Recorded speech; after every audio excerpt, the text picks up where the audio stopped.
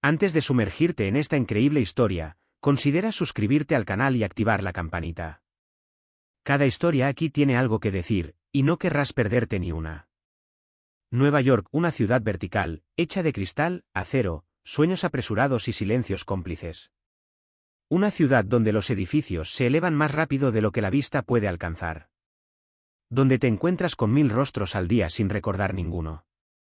Allí, a la fría sombra de las torres de Manhattan, en el corazón de Bryant Park, un viejo banco de madera recibe al mismo hombre cada mañana.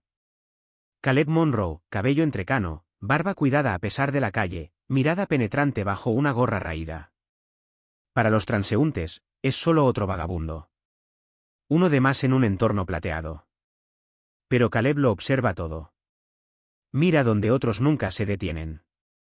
Escucha lo que nadie oye. Conoce el ritmo de la ciudad como se conoce un corazón enfermo, los pulsos, las alertas, las anomalías. Caleb solía usar una chaqueta de tweed, dar conferencias en aulas abarrotadas y escribir artículos científicos de vanguardia. Profesor de física cuántica en el MIT, había sido pionero de los materiales adaptativos, estructuras capaces de responder a la presión y la temperatura en tiempo real. Una mente brillante. Demasiado brillante, quizás. Pero la inteligencia no protege contra el dolor.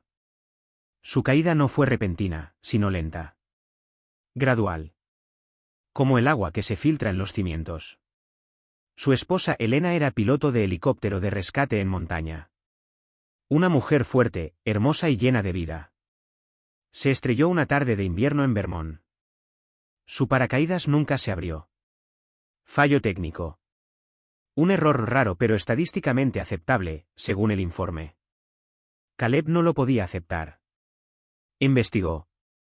Rastreó las líneas de producción, las patentes, las luchas de poder y lo tácito. Encontró anomalías, omisiones deliberadas. Pero también descubrió algo peor, el silencio deliberado de quienes saben. Aquellos que prefieren ignorar la verdad antes que frenar el flujo de dinero. Luego lo desacreditaron. Lo borraron de las revistas. Lo acusaron de obsesión, de paranoia. Le cerraron las puertas. Le retiraron los subsidios. Luego a sus amigos.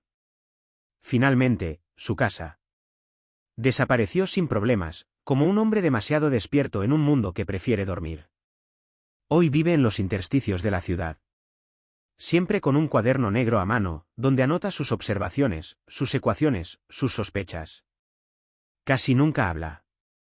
Pero siempre escucha. A unas pocas millas al noreste, en el elegante barrio de Midtown, otro hombre contempla la ciudad de las nubes. Richard Whitmore, 38 años, traje italiano a medida, mirada segura, sonrisa calibrada. En su oficina de cristal ubicada en el último piso del Torre Skiform domina Manhattan como un rey moderno reina sobre su capital. Su empresa, Skiform Technologies, es una estrella emergente en la industria aeroespacial, desarrollando soluciones de seguridad inteligentes para aeronaves civiles y militares. Richard es lo que podríamos llamar un genio de la productividad.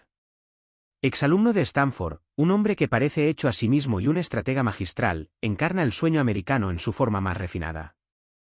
Pero tras los trofeos y las charlas TED, esconde una ambición feroz, ser el hombre que revolucionó el salto que salva vidas. Su último proyecto, el Ski Jump 1, es un prototipo de paracaídas autónomo, capaz de detectar el momento ideal para abrirse en caso de emergencia, incluso si el piloto está inconsciente. Una maravilla tecnológica impulsada por sensores biométricos y algoritmos predictivos. Si funciona, será una revolución. Y un contrato millonario con el ejército. Para demostrar su absoluta confianza en su invento, Richard planeó una demostración espectacular. Él mismo saltará de un helicóptero en un evento privado en los Hamptons, ante la prensa, inversionistas, generales y algunos multimillonarios. Todo se transmitirá en vivo por redes sociales. Este salto no es solo una prueba. Es un símbolo. Es su sello. Su leyenda está escrita en el cielo. Lo que aún no sabe es que un hombre sentado en un banco del Parque Bryant conoce un detalle que podría cambiarlo todo. Un detalle que los ingenieros pasaron por alto. Un pequeño fallo en la aparente perfección. Y este detalle puede matar. 2 días antes del gran salto, el sol bañaba Bryant Park con un resplandor dorado. Los árboles mecían perezosamente sus hojas con la fuerte brisa de verano, y los transeúntes, con prisa o distraídos, se movían entre kioscos, puestos de comida y bancos. Richard Whitmore salió de su camioneta negra con chofer. Cruzó el parque a paso rápido, con el teléfono en la oreja y las gafas de sol atornilladas a la nariz. Caminaba a su lado solo Madison, su jefa de prensa, una joven elegante y vivaz, ultimando junto a él los últimos compases del evento. El equipo de vídeo llegará al lugar a las 8 de la mañana. NBC confirmó la cobertura en vivo. Hablé con el almirante Levinson esta mañana. Estará en el helicóptero de apoyo, como estaba previsto. Richard asintió distraídamente, con la mirada perdida en los números de un correo electrónico abierto en su reloj inteligente. Su mente corría más rápido que sus pasos. La emoción del evento, la tensión, el eco de su nombre en los medios, todo vibraba en su interior como una sinfonía de logro. Pero cuando estaba a punto de caminar alrededor de un banco desgastado cerca de la fuente central, un susurro lo interrumpió. No te lances en paracaídas. Morirás. Era una voz profunda, apagada y tranquila. No la de un loco gritando en la calle. No una voz tranquila. Casi, metódica. Richard se detuvo, aturdido, con el pie colgando. Se giró lentamente. Sentado en el banco, un hombre delgado, con un abrigo que le quedaba grande a pesar del calor, lo observaba. Su mirada era serena. Una mirada tan antigua como el mundo, pero tan precisa como un bisturí. ¿Qué acabas de decir?, preguntó Richard frunciendo el ceño y con tono seco. Caleb Monroe levantó la vista lentamente, como si llevara semanas esperando este momento. No sonreía. No intentaba provocar. Solo observaba. Tu Skyjump One no funciona con mucha humedad.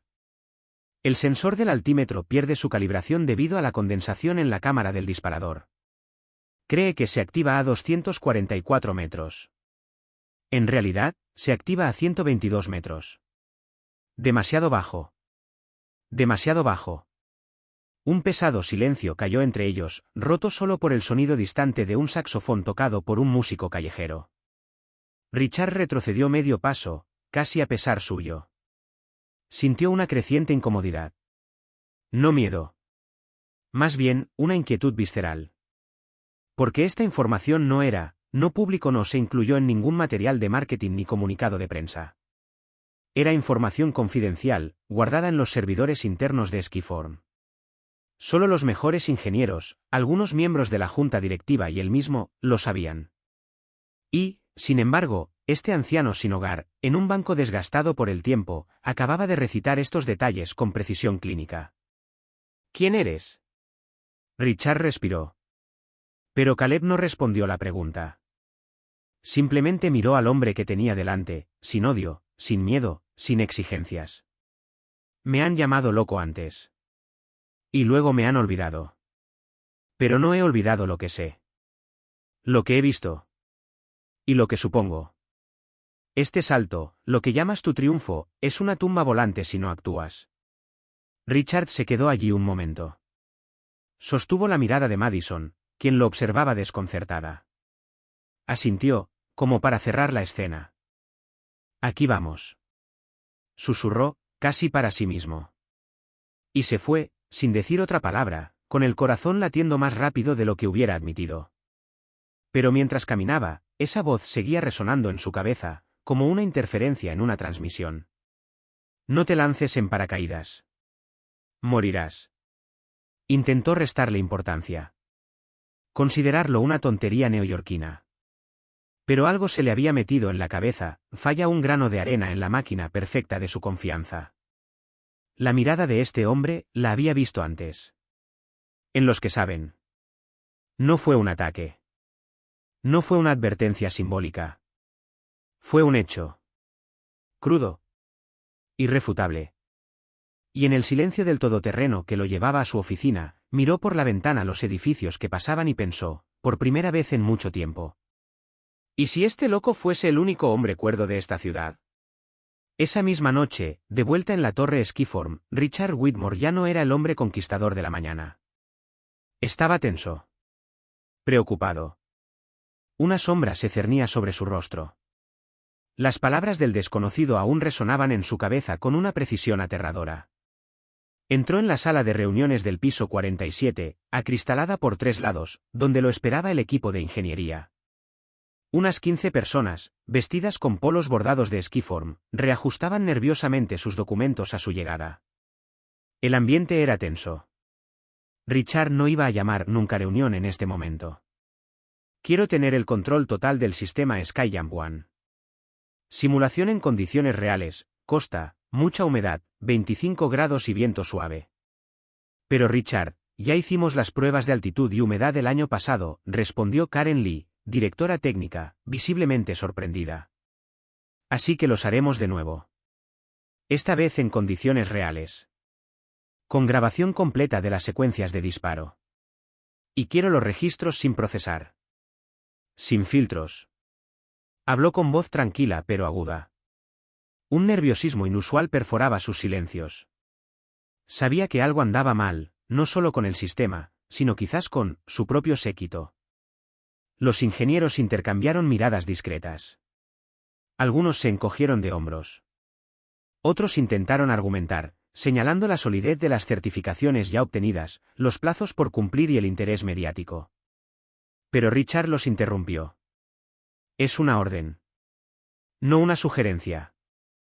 A la mañana siguiente, exactamente a las 7:42 de la mañana, Karen Lee entró en la oficina de Richard con una tableta en la mano y una mirada seria en los ojos. Deberías sentarte. Se sentó lentamente. Ella colocó la tableta frente a él y reprodujo una serie de vídeos capturados durante la prueba acelerada. En la pantalla, un maniquí con sensores se lanzaba desde un helicóptero sobre la costa este, cerca de los Hamptons. El sistema Skyjump One se activaría en 800 pies, como se esperaba. Pero las curvas del sensor contaban una historia diferente. Mira aquí, dijo Karen, señalando una rápida caída en la curva de presión atmosférica. La condensación en la cámara de altitud provocó que el barómetro interno se calibrara incorrectamente. El sistema creyó que estaba a 800 pies, cuando en realidad solo estaba a 400. En el vídeo, el paracaídas se abrió, pero demasiado tarde. El maniquí cayó al suelo, a 19 metros /diagonal segundo, suficiente para romper un cuello. Un accidente fatal. Richard sintió que se le helaba la sangre. Una oleada de conmoción le recorrió la espalda. Cerró los ojos. Las palabras de Caleb volvieron a él, como un veredicto. El sistema cree que abre a 800 pies. En realidad, abre a 400. Demasiado bajo. Demasiado bajo. Él respiró profundamente. ¿Por qué no se detectó esto antes? Hicimos pruebas de humedad, ¿verdad? Karen bajó la mirada. Luego suspiró. Sí, pero no con este nivel de saturación combinado con un gradiente térmico tan rápido. Y sobre todo, tocó la pantalla y apareció un documento, un informe de análisis de pruebas de junio.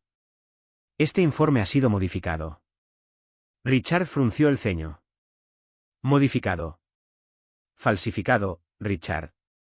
El archivo real muestra una caída anormal del rendimiento con una humedad del 75%. Pero en la versión enviada a los accionistas y a los organismos de validación, los datos fueron suavizados. Borrado. Alguien mintió para validar el lanzamiento. Se hizo un pesado silencio. Richard sintió que el suelo cedía bajo sus pies. ¿OMS? Karen dudó. Luego, con voz seca. Estamos investigando. Pero es muy probable que fuera alguien del comité de lanzamiento. Quizás incluso Rick Morgan. Morgan. El director financiero. El mismo que había presionado para adelantar la fecha de demostración, a pesar de las dudas del equipo científico. El mismo que le había dicho repetidamente que el riesgo calculado es la sal del progreso. Richard cerró los ojos. Volvió a ver el helicóptero. Se vio a sí mismo, de pie al borde de la puerta abierta, con el viento en el pelo, las cámaras enfocándolo. Y comprendió: él habría saltado. Él habría muerto. No por accidente. Para negligencia disfrazada de ambición. Por avaricia. Por traición. Y un hombre, un extraño invisible en el tejido urbano, lo había visto antes que nadie. Esa noche, Richard no durmió. Permaneció solo en su oficina, frente a las imágenes del maniquí cayendo en el silencio. Observó la trayectoria una y otra vez. Imaginó su propio cuerpo en ese descenso. Pensó en esa voz. En esa mirada. En ese banco. Pensó en toda la ciudad, tan segura de lo que brilla y tan sorda a lo que ya no emite luz. Y él lo sabía. Caleb Monroe no solo le había advertido. Lo había salvado. A la mañana siguiente. Bryant Park. El aire es fresco, el típico bullicio de Manhattan se instala lentamente. Richard Whitmore camina por el parque, esta vez sin escolta, sin jefe de prensa. Solo. Lleva un abrigo beige, sobrio, casi descolorido. Ha dormido mal. Desde el día anterior, una pregunta lo ronda: ¿cómo pudo una persona sin hogar conocer información tan crítica y clasificada sobre Skyjump One? En el fondo de un banco, donde las palomas picotean las migajas que dejan los transeúntes con prisa, Caleb sigue allí. Silencioso. Inmóvil. Las mismas gafas desportilladas en la nariz. El mismo cuaderno amarillento sobre las rodillas. Garabatea con pluma, como un monje copista olvidado por el siglo. Richard se detiene. Lo mira fijamente un buen rato y luego se acerca lentamente. Caleb no levanta la vista de inmediato. Termina una frase. «Has vuelto», dijo simplemente. «¿Cómo lo supiste?» Caleb cierra su cuaderno con cuidado. Guarda silencio unos segundos, como si eligiera sus palabras con cuidado. Hace 15 años, trabajé en un prototipo para detectar el flujo atmosférico acoplado a un altímetro adaptativo. El mismo principio que tu Skyjump, solo que menos elegante. En aquel entonces, me llamaban Profesor Monroe. Un día, decidieron que era demasiado cauteloso. No era lo suficientemente rentable. Demasiado lento. Me despidieron. Richard se sienta a su lado. Este nombre Monroe, ya lo leyó en un antiguo informe de archivo. Un científico brillante, pero desapareció del sistema después de un gran desacuerdo. ¿Por qué me advertiste?, pregunta Richard, con la mirada fija en las fuentes del parque. Caleb respira profundamente. Porque he visto esa mirada en hombres seguros de sí mismos. Hombres con prisa. La misma mirada del ingeniero probando el paracaídas de mi esposa. Hace una pausa. Luego añade, sin amargura, pero con dolor contenido. Era instructora de vuelo. Estaba dando una demostración a un equipo de jóvenes reclutas. El despliegue falló. El altímetro leyó mal la presión. Lo atribuyeron a un error humano. Revisé los datos. Grité, lo denuncié, supliqué que revisaran el sistema. Me callaron. Me dieron las gracias. Cortésmente. Luego nada. Lo perdí todo. Richard baja la mirada. Entiende. No solo la historia de Caleb, sino el mundo en el que vive. Este mundo donde quienes perturban el equilibrio cómodo son apartados. En silencio. Ven a trabajar conmigo, dijo. Eres parte de mi equipo. Pero Caleb niega con la cabeza. Sonríe, casi con ternura. Ya no quiero una oficina. No quiero una credencial, un pasillo de cristal ni reuniones demasiado largas. Solo quiero una mesa, silencio, y algo con que escribir. Todavía tengo ideas. Pero quiero ofrecerlas a mi manera. Richard no discute. Respeta. Pero lo hace mejor que él actúa. Una semana después un discreto apartamento en Harlem está amueblado. Un espacio sencillo pero digno. Un escritorio, una estantería a medida, internet de alta velocidad y una pizarra. Sin ostentación. Solo un espacio para reflexionar. Para renacer. Y sobre todo, Richard crea el Proyecto Monroe, una unidad de investigación atípica, dedicada a encontrar talento perdido, exingenieros, investigadores, profesores, que la sociedad ha abandonado. Los sin rostro. Aquellos a quienes pasamos sin mirar. Caleb se convierte en su asesor principal, a distancia. Él trabaja desde las sombras. Cada semana, llega una caja a Whitmore Dynamics. Dentro, un archivo manuscrito, Ecuaciones garabateadas, advertencias y reflexiones brillantes. Sin firma. Solo una M al final. Los proyectos avanzan. Más sólidos, más humanos. Caleb sigue negándose a dar entrevistas. Pero en algunos círculos se habla de un espíritu invisible que salva proyectos antes de que fracasen. Un hombre en la sombra que ve lo que otros pasan por alto. Y él, en su apartamento, entre 2 tazas de café negro, escribe. A veces sobre tecnología, a menudo sobre hombres. Sobre la locura de creer que un hombre se define por su dirección o su título. Sobre las verdades que enterramos demasiado rápido. Sobre el silencio. Y sobre el eco que deja, en corazones que aún saben escuchar. 2 años después, Caleb publicó un libro titulado No subas. Crónicas de un hombre invisible en una ciudad que ya no mira. El título es impactante. El subtítulo es perturbador. Pero el contenido es abrumador. Esto no es solo un libro. Es una mano que se extiende desde los márgenes.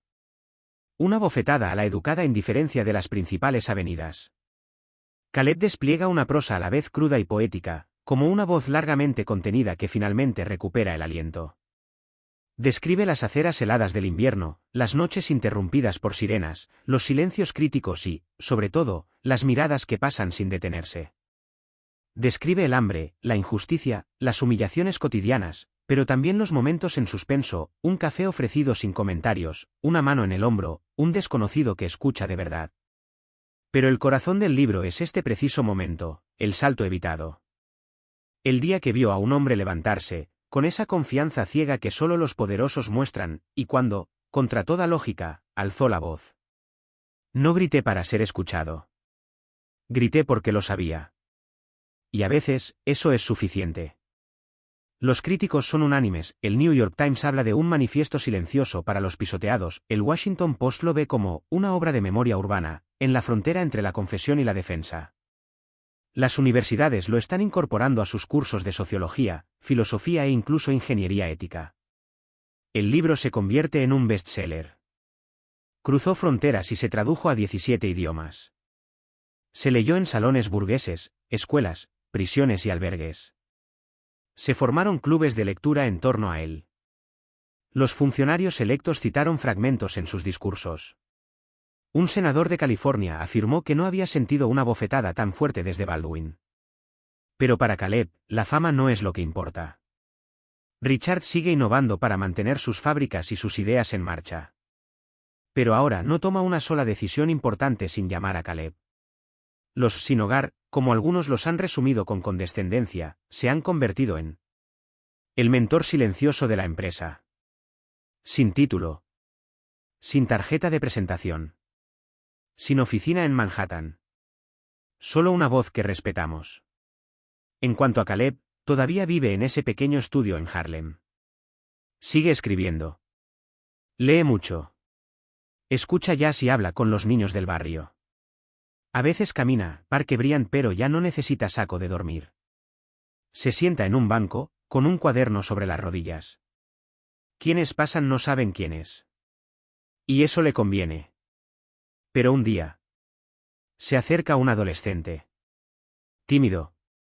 Lleva un ejemplar del libro en la mano, un poco desgastado. Señor Monroe. Él duda. Caleb mira hacia arriba. ¿Es cierto que salvaste a un millonario, con solo una frase? Una pequeña sonrisa aparece en el rostro de Caleb.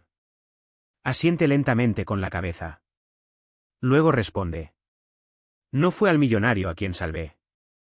Fue al hombre. El niño frunce el ceño, intrigado. Caleb le pone una mano en el hombro. Y a veces, solo una voz es suficiente para evitar que alguien caiga. Luego se levanta lentamente y se aleja por el sendero del parque. El cuaderno siempre a mano. La ciudad comienza a bullir de nuevo a su alrededor. Pero algo ha cambiado. Ahora algunas personas se dan la vuelta cuando él pasa. No porque sea una mancha. Pero porque nos recuerda Queen el estruendo del mundo, una sola voz, colocado en el lugar correcto en el momento correcto, puede cambiarlo todo.